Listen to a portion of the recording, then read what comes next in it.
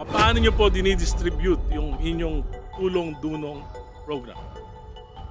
Ano magiging equitable kung ang magdedetermine ng beneficiaries mga politicians?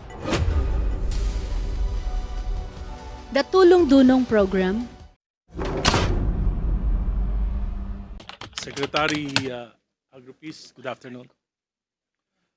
Republic Act 10687, the Unifast Act, requires equity in the distribution of Equity. student assistance.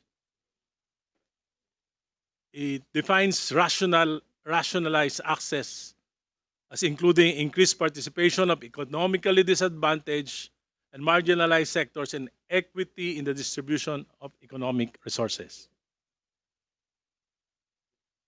Paano nyo po, and this is your mandate, it's your constitutional mandate, paano nyo po dinidistribute yung inyong tulong-dunong program?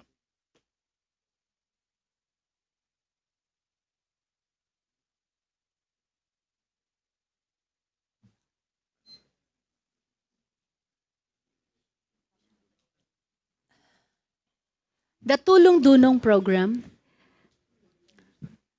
paano i-distribute ang mga tulong-dunong allocations? In compliance with the essence of the law. All right. Let me just.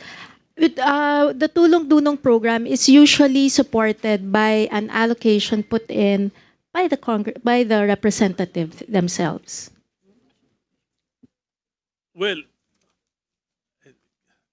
in this process, parang ano po to? Pork barrel, you know?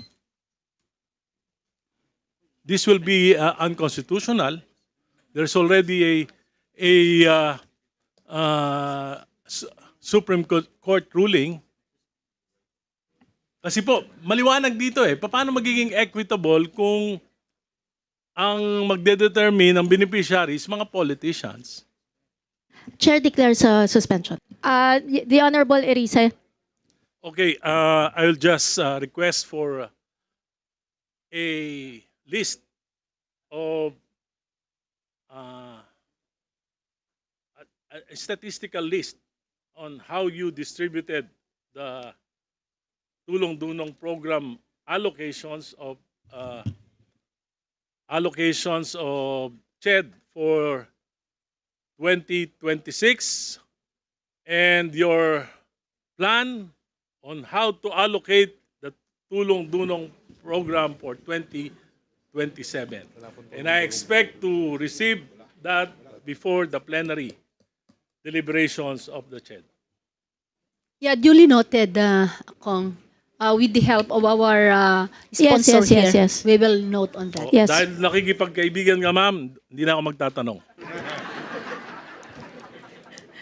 Thank you, the Honorable Erice.